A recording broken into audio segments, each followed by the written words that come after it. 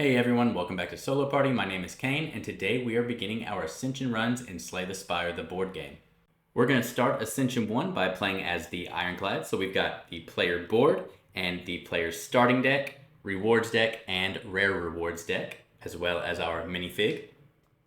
Our energy starts at 3, our block at 0, and our HP at the printed maximum. We have all of our decks ready to go with the first encounter Act 1 cards, the regular Act 1 encounter cards, our summons deck, our Act 1 elites, and our Act 1 events. And now since this is Ascension 1, the Act 1 elites have been replaced with the Ascension 1 versions. We also have the Neow's Blessing that we'll be drawing at the start, as well as our Daze deck, our Status deck, and our Curse deck. We've got our merchant board out right here with our relics, boss relics, potions, and colorless cards. And now colorless cards are an unlockable portion of this, but I've played the game enough to have unlocked them, so I went ahead and threw them in for this run. But when you first get this game, those won't be available to you. We've also randomly selected one of the two Act 1 boards that's out and randomly placed all of our map tokens to create the different paths we'll have to choose from. We're going to get our character starting at the bottommost slot. So we are playing solo, so we will be the only one and we will fill that bottom slot. We've placed our boot icon here. This is what we'll be using to travel along the different paths. And we're gonna go ahead and choose our boss for Act 1. I figured I'd roll this on camera so you can see we've got 1, 2, 3, 4, or 5, 6, depending on what we roll. And a 2, so that means we're gonna be facing the Guardian. And so now we can select this up here in the Act 1 boss slot and return the others to the box. And now we get to draw our Neow's Blessing. So we are going to gain in red what is listed. So that's going to be 3 gold and a normal card reward. So that means when you get a normal card reward, you take the 3 cards from your card reward deck and choose one of them. So we'll start with that. We'll gain our 3 gold and let's get a card reward going. Okay, so we have the options here of Heavy Blade, Shockwave, and Twin Strike. And now let's go ahead and kind of take a look at our starter deck to see what we're working with already. Every character is going to have some amount of these regular strikes and defends, but everyone will also have 1 or 2 unique cards. And so the Ironclad's unique card is this Bash card, which is a 2 energy cost. You see, everything else is going to cost 1, but it deals 2 damage and inflicts a vulnerable, as opposed to the other attacks that we have are strikes for 1 energy and 1 attack. So bashes are basically just strictly better than strikes in most situations because it's going to be the same energy to do the same amount of damage, but we also inflict a status effect. And now every character also starts with their own unique relic, and so this is the Ironclads here. And so at the end of combat, they're going to heal 1 HP, so that's going to allow us to be a little more aggressive in what we do. And so we already have a 2 energy cost card, and right now with 3 energy, we don't really have the resources to play too many 2 cost cards, though these are strong cards and very good. I think we're going to take the Twin Strike to be a little more versatile here. So that'll give us a 1 energy card that'll deal 2 separate instances of 1 damage. And so that will get shuffled into our deck, and these will go to the reward discard. And now with the Neow's Blessing, we get to choose from one of the 3 blue options below. We can either gain a card reward from the colorless rewards, we can gain 3 potions, or we can transform 2 cards and gain a curse. Now, I don't want to gain a curse, and 3 potions does sound nice, but I've actually not yet played with the colorless rewards, so let's go ahead and gain a colorless reward as well. So I'll draw 3 from the top of the colorless rewards deck, and that's going to give us Dramatic Entrance, Good Instincts, or Panache. Okay, a lot of good options here. So this Good Instincts, it says 1 defense to any player, but obviously we're only playing solo, so that's just a free defense to us if we need it. Dramatic Entrance is going to be an AoE attack, so this means we'll get to deal 2 damage to an entire row of enemies instead of just a single target, and it does +1 damage if it's the first turn of combat. So if we draw that into our opening hand, that's a strong 3 damage attack to open right up. But then we also have Panache as a power, so this is going to be kind of like a passive that is going to remain in play for that combat, and if your hand is empty, you deal 3 damage to any row. So basically, if we're able to play our full hand, that is going to be another good AoE for us. But that might be a little harder to do right now with only 3 energy and having a card in our hand that does cost 2, so I think we're going to take Dramatic Entrance, just a free 2 AoE, even though it does exhaust, so we only get to do it the 1 time per combat. I think this AoE is going to be really helpful. So we're going to take Dramatic Entrance into our deck as well. And that is the end of the Neow's Blessing, so we won't see those again for the rest of the game, so we'll put those up. And now, since we are playing solo, we also start with 2 extra coin and this loaded dice relic. And so, relics here, these are the passives that we can gain. And so this is just kind of our general play area. This is where I'll keep all of my relics to show what we can do. And so this tells us on a 4 or 5 when we roll, and you'll see how we roll die when we start getting into combat and the flow of the game. If we roll a 4 or 5 on the die, we are going to gain an extra shield. But if we roll a 6, we get to trigger a die relic ability. So if we gain other relics that have different die numbers on them, we will be able to trigger one of our choice when we roll a 6. And that'll obviously make a whole lot more sense when we start to see more of those on the board. And now, all we have to do is set up for our first encounter, so let's see what we draw, and then we'll set it up. Our first encounter is going to be facing the red louse. And so let's take a look at this. So on the right-hand side, you have the HP here, so that gold outline is going to tell you where you start their HP at. The reward for defeating it is at the top left, so 1 gold and a normal card reward.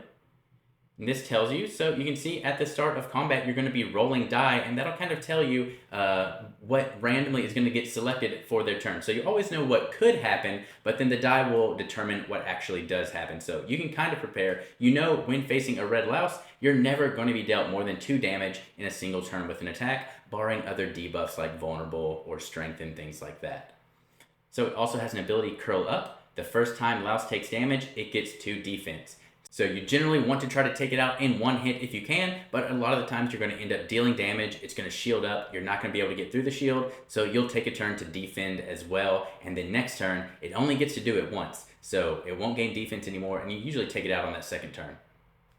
And then at the bottom, it's going to tell you we're also summoning a green louse as well. So let's get that set up, and we'll see how combat goes. Okay, you can see the green louse here, pretty similar to the red louse, also has 3 HP, a bit of a different move set, but it also has the curl up ability. Combat is always going to start with the player turn. At the start of turn, they're going to reset to 3 energy and 0 block. Then they're going to draw 5 cards in their starting hand. And for us, we started with, looks like 4 strikes and only 1 defense. So we're hoping we don't take a lot of damage from the enemy on this turn. Then we will roll the die to see what the enemy are going to do. And that is a 2. So that means the red louse is just going to be gaining strength when it activates, and the green louse is going to be attacking for 2. And this is where we would check our die relics. So we can see a 2 is not on the loaded dice, so nothing here will activate. And now we can start by playing our cards. We only have 3 energy, and we drew a pretty aggressive hand. So we're going to start by spending 1 energy to strike the red louse, bringing it down to 2. And then the first time it takes damage, it gains 2 defense. And then we're going to do the same thing to the green louse, taking it down to 2, and then it will gain 2 defense. And we're not going to be able to punch through that defense with any more of our strikes, so we're going to spend our last energy on a defend to give us 1 block. And now we know the green louse is attacking us for 2, so we are going to take 1 damage, but we are okay with that because we know we're going to get to heal 1 at the end of combat, so next turn, hopefully, we don't take any. And so now the end of turn effects would take place if there were any, but there are not. So now we're just going to discard our hand, and the cards that we played are already in the discard pile. I'm just leaving them out there for ease of following along with what I'm doing. And now we go to the enemy turn. And at the start of the enemy turn, they're going to remove any block that they have, so this will go away. And then they're going to take their actions. The red louse is going to gain 1 strength, so all of its damaging attacks now will be increased by 1. And the green louse will attack us for 2. We have 1 block, so only 1 damage gets through, and we go down to 9 HP. If the enemies had any cube actions, we would then move the cube, but these enemies do not, so we'll get to that when we see them. And then we can go back to the player turn. And so at the start of turn, we'll go back to 3 energy, 0 block, and we will draw 5 cards. Okay, and this time we've drawn a defend, a strike, a bash, a defend, and a twin strike. So I think with our energy, we have enough to defeat these because we spend 1 energy on a twin strike, deals 2 damage to the green louse, which takes it out, and we'll flip that over. And then we can spend our last 2 energy on a bash for 2 damage to this red louse. And just like that, we've defeated our first enemies.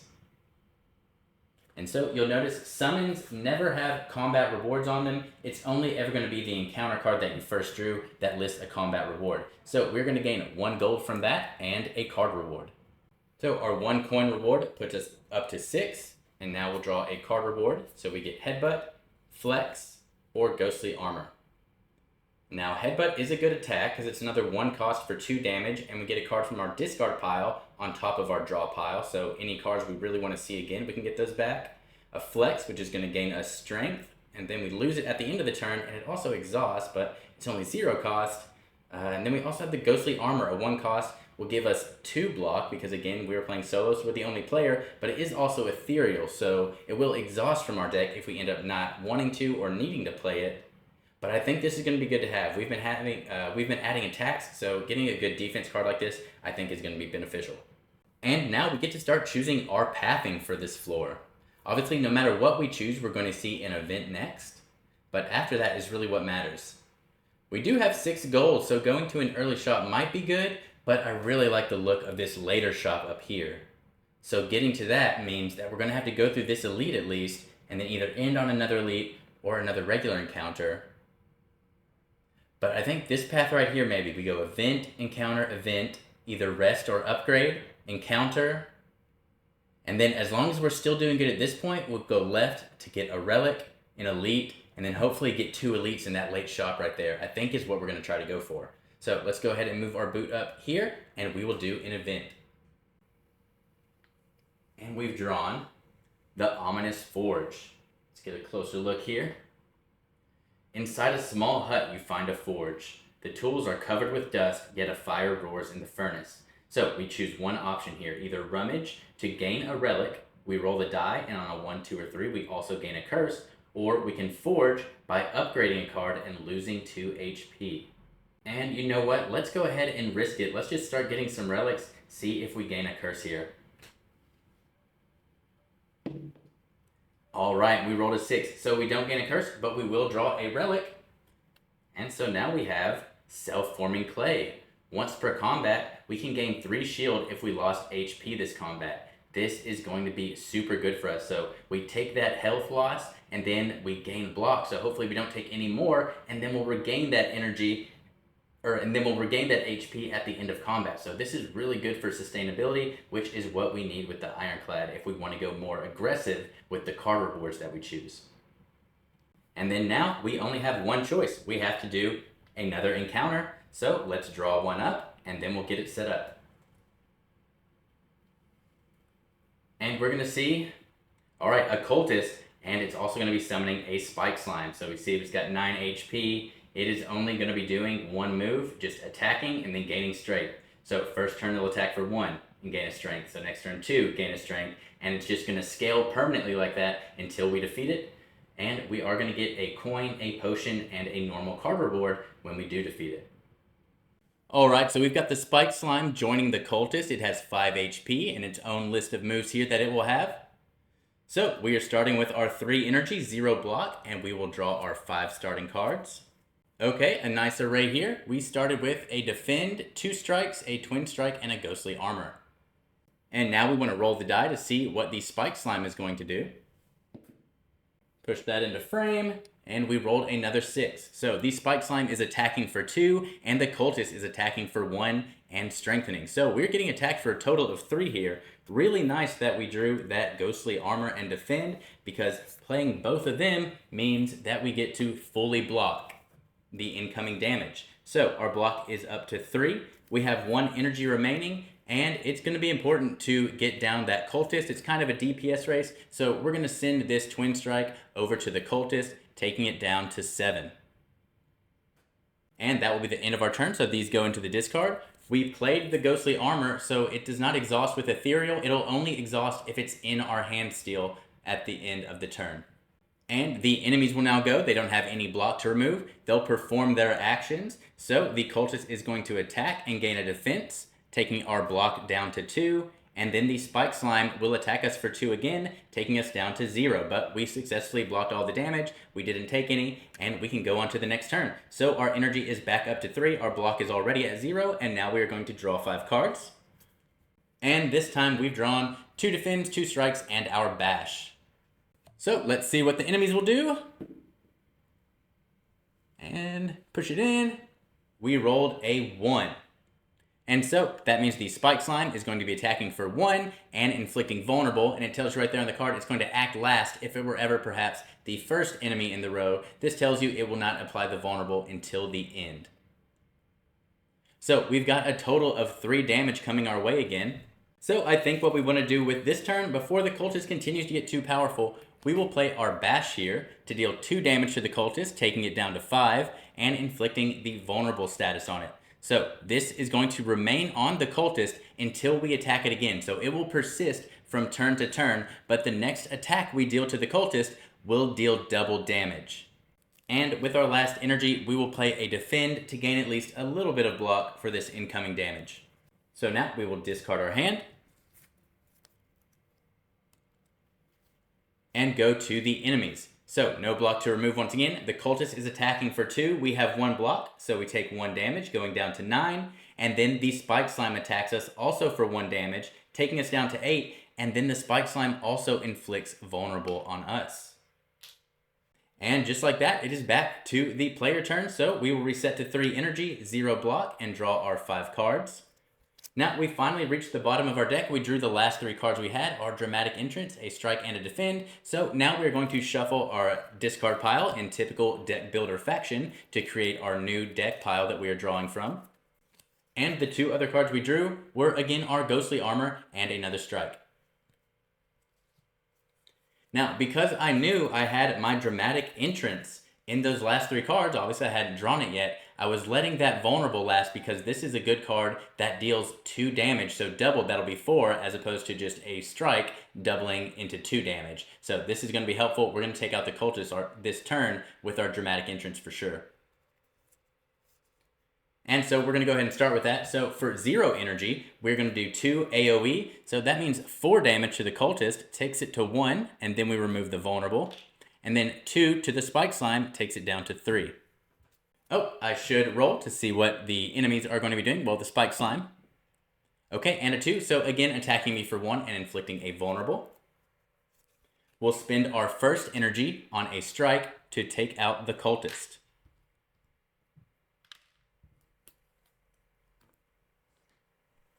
Then, with our 2 energy remaining, we'll go ahead and play another strike to take the slime down to 2. And we only need 1, so I'll go ahead and play our Defend. And that does mean at the end of our turn, this is in our hand, so this will become exhausted for this combat. So that means it's not going to reappear in our deck again without some other way to get exhausted cards back. And so this way it slims our deck down to get more attacks, and it's not really going to matter because the Spike Slime probably dies next turn, but mechanically, this is me trying to slim down my deck to get to those attacks faster to finish off this last enemy. And so now we will discard our hand. But wait, actually, I have vulnerable, so damage is going to be doubled, so I actually do need to use my Ghostly Armor to defend all this attack. So I'm using my Ghostly Armor instead of that Defend. So when the Spike Slime attacks, it deals 2 damage, but I have my 2 block from the Ghostly Armor, and then that vulnerable is going to go ahead and stay on me because it's going to get reapplied by the Spike Slime. And then we can go back to our turn and draw 5 more cards, reset our energy in our block. And yeah, we don't even need to do the math. We drew 3 different attack cards. It's only at 2 health. Our Bash can take care of it. So with 2 energy, we will finish off the Spike Slime and end that combat. And so we did end that combat at 8, so we will heal back to 9. So for that combat, we gained 1 gold as a reward, as well as a potion. And you can have a maximum of 3 potions with you. So we gained a Purity Potion. This is going to let us exhaust up to 3 cards in our hand. So if we start getting curses or other junk added into our hands, like those status cards, then we'll be able to use those to get rid of them for free instead of spending actions or taking the negative effects for ourselves. And we also gain a normal card reward. So let's see what we got. A Havoc, Feel No Pain, and a Cleave. Okay, so we got another AoE, which is really good. Feel No Pain, if we want to start doing some exhaust synergy, we do have the Ghostly Armor that does exhaust, as well as the Purity Potion, which can exhaust us some cards.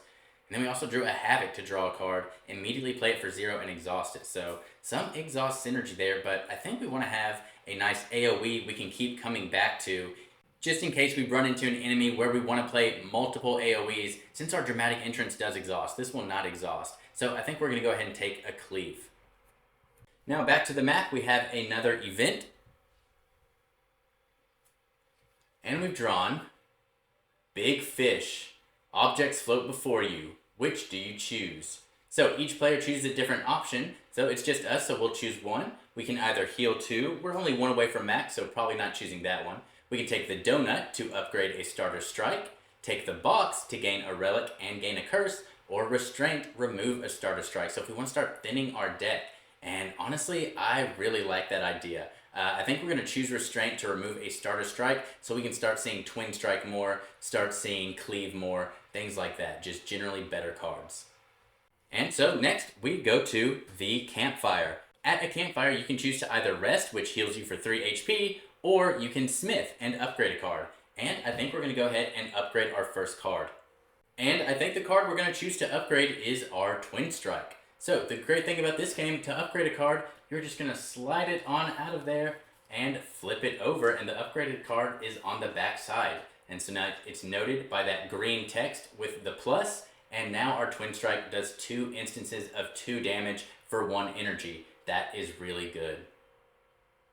And now after that, we're on to another encounter, so we'll just go over here and see what our next encounter is.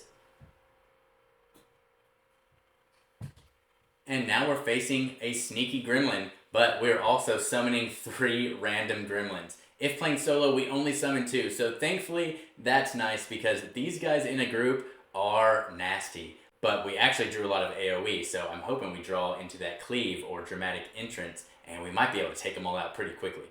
And so we'll give all these gremlins a quick shuffle here. And we draw 2 random ones, so we are also facing a mad gremlin. Okay, quite a bit more health than the sneaky one there. Okay, 2 mad gremlins. Alright, so might not be able to take him out with just a single cleave, but if we draw that dramatic influence, it gets that extra bonus damage on the first hand, so we'll see what happens. So you should start to get a feel of combat by now, just the start of turn, just resetting to 3 energy, 0 block, drawing your hands.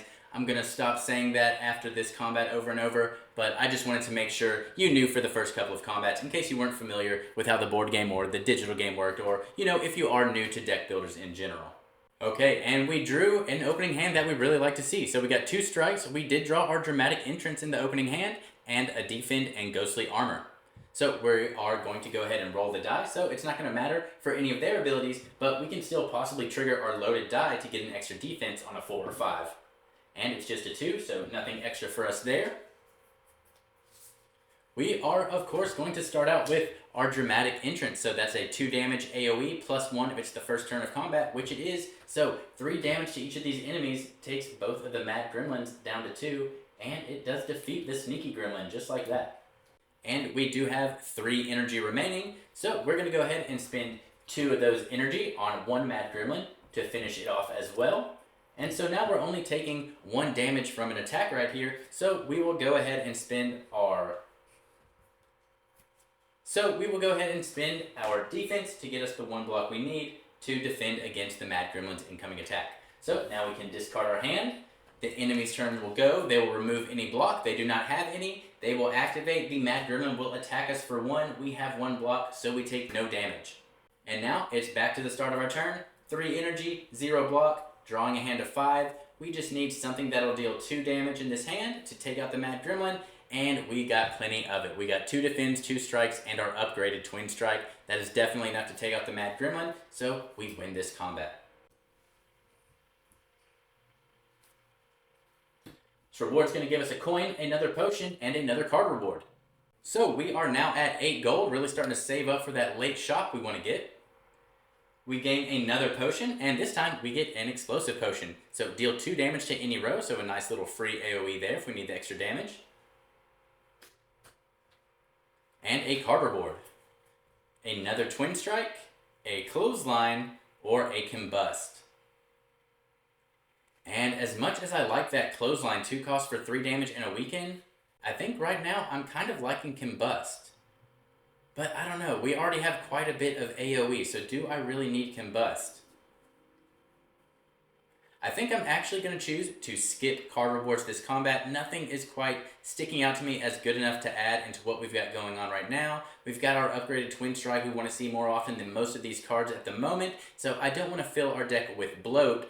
Just the general idea in, a deck building game like this, you want to consistently see the cards that you want to see, so none of these are really speaking to me right now. I'm just going to skip this card reward and not add anything. Okay, and because we took no damage that combat, we were able to heal back up to full, so I feel pretty confident being able to go up against this elite. So we're going to take this path to the left here to get this relic. And we've gained the mutagen. At the start of combat, we're going to gain a strength, and then we will lose it at the end of turn. So just a free +1 damage, so especially if we draw our AoEs, they're going to get a lot stronger with this, or even our Twin Strike, because each of them will get affected by this. So that would be 1 cost, 6 damage. So this is going to be really good for us. And now we are going to face our first elite. And since this is Ascension 1, all of the Act 1 elites have been replaced with their more difficult Ascension 1 version. So let's see which one we draw.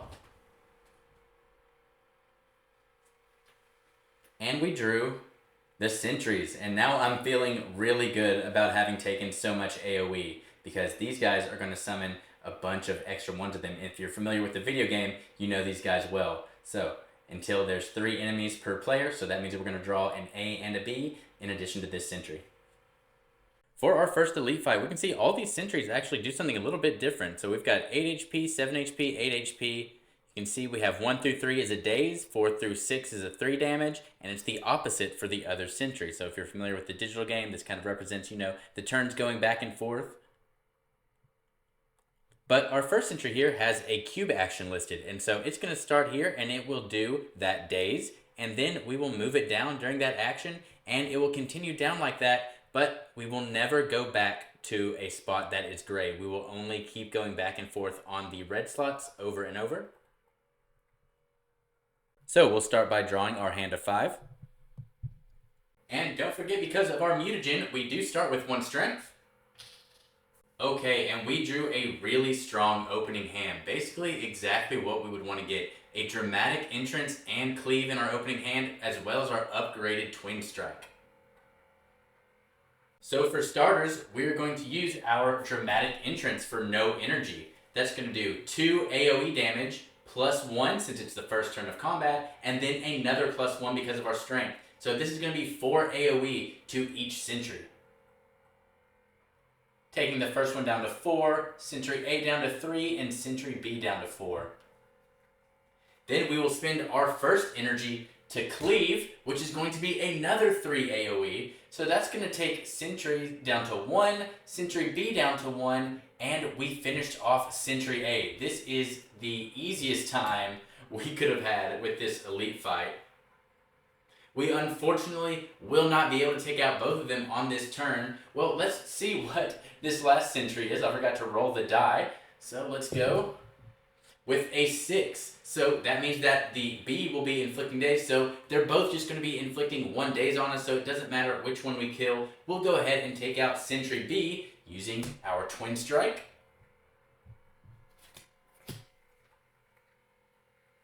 And we don't even really need to defend with our last 2 cards because we're not actually taking any damage, so we will just end our turn. And now the lone Sentry will activate, and it's going to put a daze into our deck.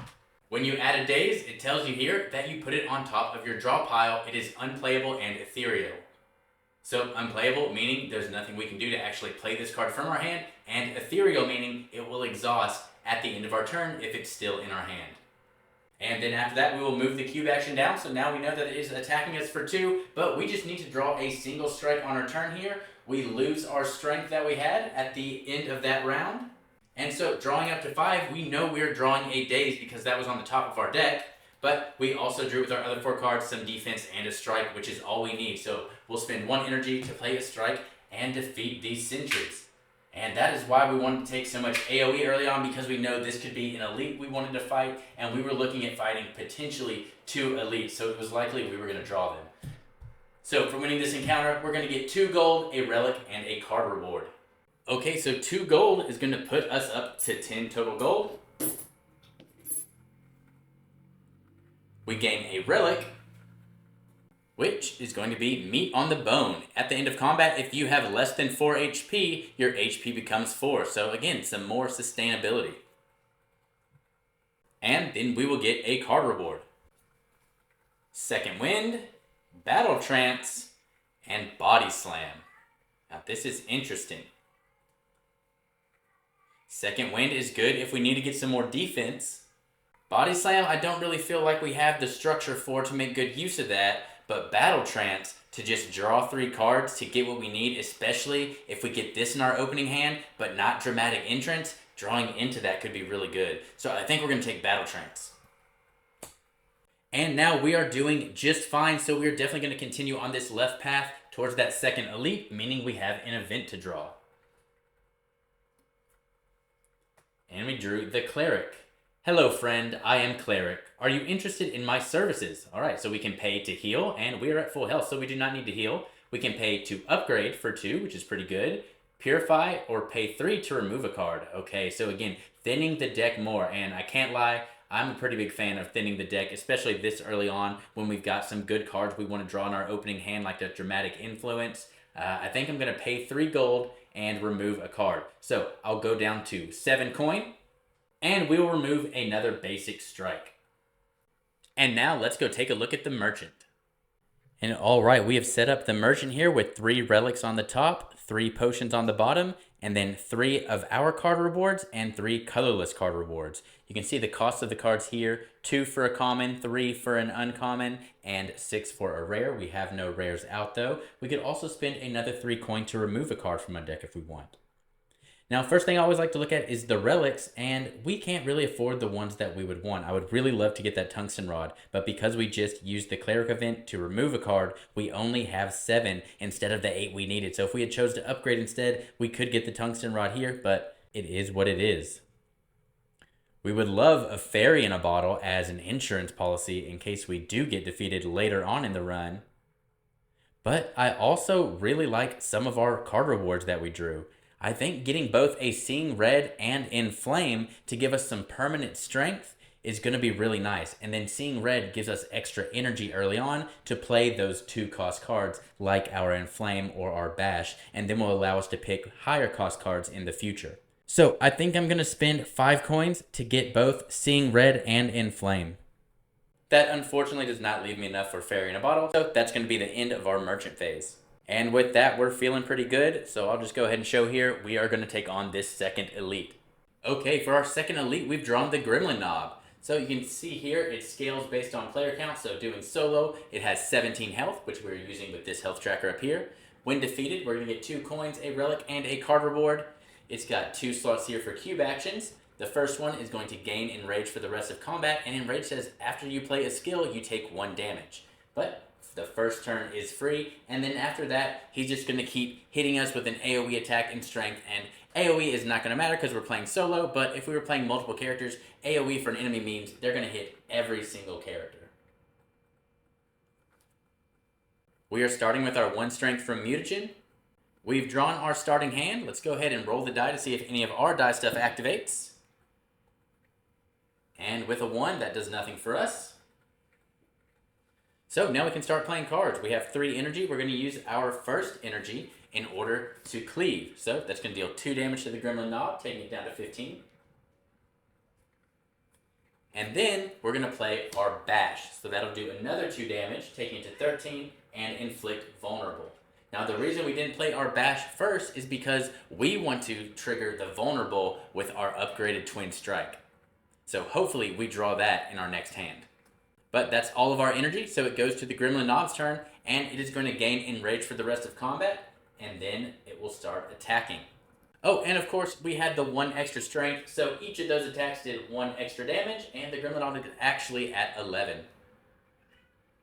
So we lose that strength, and now we draw our new 5 cards. And I think we actually drew into a killing blow here. We are going to start with our Inflame by spending 2 energy, which is going to gain us a strength back. And then we will play Twin Strike for 1.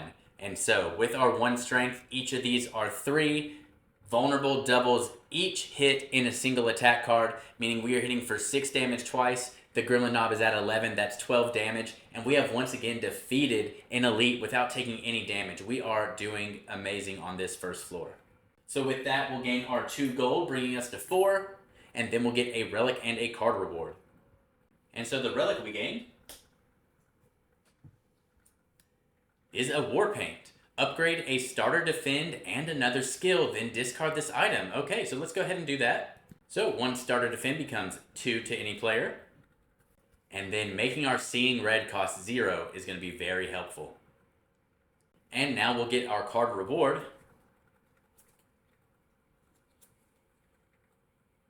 Okay, so Dark Embrace, so a lot of exhaust synergy here. We just picked up some card draw, and I'd hate to battle trance into that. So I think we're going to skip our card reward this time. None of these are standing out to me. And then we'll go back to the map. We're just going up to the campfire before the boss now, and we are at full health, so we don't need to heal. So we're going to go ahead and upgrade another card. And this time, we'll make our Inflame cheaper. So if we don't draw it on a turn with a Seeing Red and we're taking a lot of damage, this will help us get this out a lot more often, a lot easier for that strength. And now, we are going to the Act 1 boss, the Guardian. So let's start by looking at the Guardian. We are solo, so 40 health. It also has 2 different modes here, attack mode and defensive mode, and it's going to start in attack mode.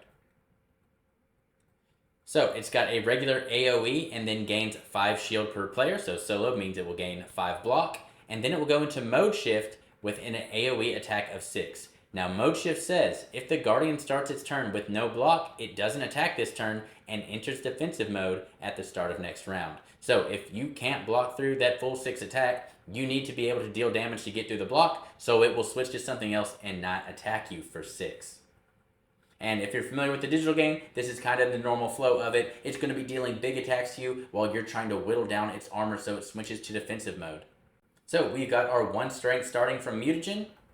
Alright, we've drawn our starting hand, so let's see if we can get a trigger on our loaded die. And a 4 actually does give us 1 block. And so for our hand, we have drawn Battle Trance, Ghostly Armor, Inflame, Cleave, and a Defend. So we only need the 1 defend in order to fully block, but we don't want to lose our Ghostly Armor this early, so we'll probably end up playing that. But whenever I have draw, I always like to start with my draw, so I will do Battle Trance to draw 3 cards.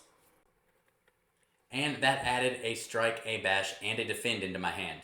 Not great, I was really hoping to draw into the Seeing Red. So I will go ahead and spend 1 energy to use Ghostly Armor, taking me to 3 block. And I'm not the biggest fan of this play. I would have liked to get more things done, but I will go ahead and spend another energy to get Inflame into play, which will let me have a permanent strength buff out on the board. And then with only 1 energy remaining, I will use my Cleave, which is going to deal 2 AoE, but I have 2 strength, so that's going to be 4 damage, taking the Guardian down to 36. Now we'll clean up our area. And the Guardian will go. They're going to attack us for 2, taking our block down to 1. And then they are going to gain 5 block. Then we will move our action cube down to the mode shift, and we'll start our next turn. And with this hand, we've drawn our Dramatic Entrance, 2 strikes, a strike and an upgraded Twin Strike, upgraded Defend, and regular Defend. So we will be being attacked for 6 if we don't get through that 5, but with our Twin Strike, our Dramatic Entrance, and our Strike, we should be able to. Yeah, especially with our strength. We'll be able to chew through this, so we don't need to put up any block because we will be able to eat through it. So we'll just start with our Dramatic Entrance. We have the 1 permanent strength from our Inflame, and so that's going to deal 3 damage since it is not the first turn, taking it down to 33. Let's go through this block first, taking it down to 2 block. Then I'll spend 1 energy on a Strike, which will deal 2 damage, removing the last of the block. And then we'll spend another energy for our Twin Strike. Each of these are dealing 3 points of damage. So that's going to be 6 total, taking it down to 30. And we don't need to play any defense, so we will pass our turn. And now it is going to mode shift. Since it's starting its turn with no block, it's not going to attack, and it will enter defensive mode. So now back to us. We're going to try to draw 5, but we only have 2 cards left in the deck, so we're going to shuffle. And I forgot the die roll last time, but it shouldn't matter too much. Let's see what we got here. Let's re-roll that. And so a 3 is not going to trigger anything. And now this is kind of a bad hand. We got a Defend, 2 strikes, our Seeing Red, and our Battle Trance. But at least we drew that Battle Trance. So we are going to draw 3 more cards. And we ended up drawing another strike, a twin strike, and our bash. So this is a turn where we definitely want to use our Seeing Red, so that's going to gain us 2 energy for free, putting us up to 5. Then we will spend that 2 energy on a bash, meaning that's going to be 3 damage, taking the Guardian to 27.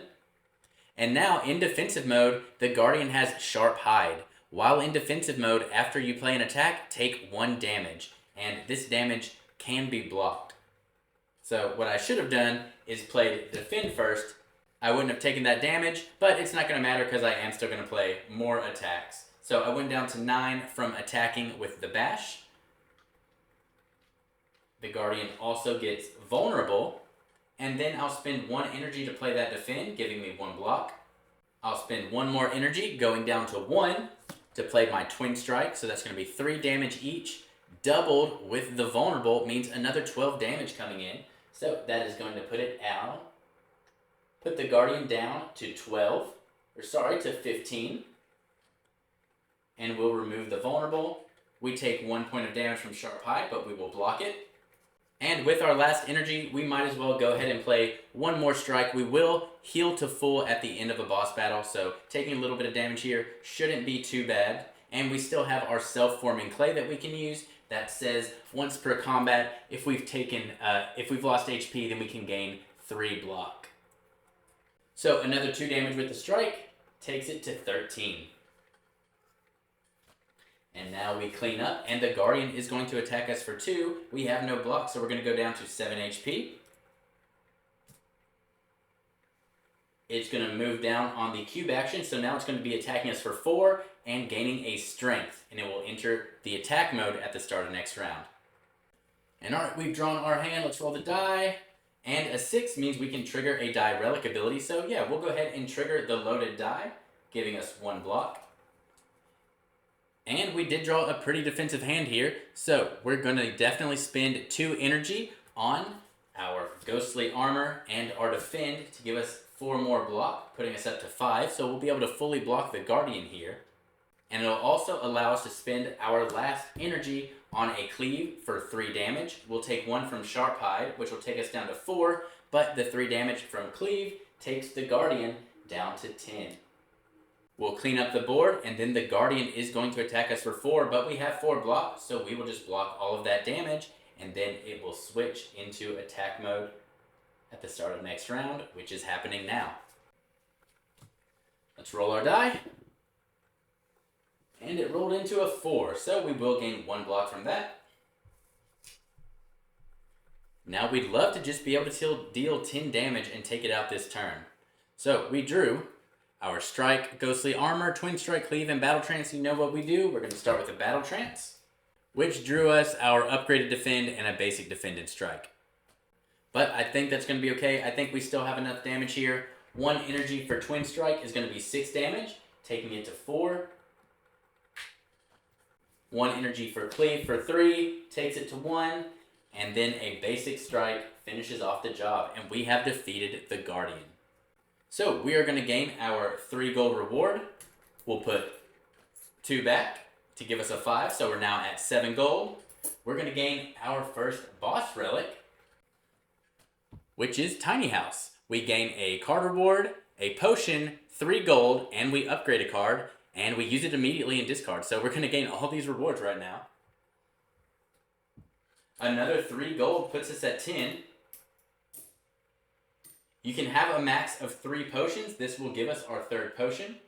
So we also gained a skill potion. The next skill we play this turn is played twice. And for a card reward, we're going to draw. And we can get Power Through, Iron Wave, or Rupture.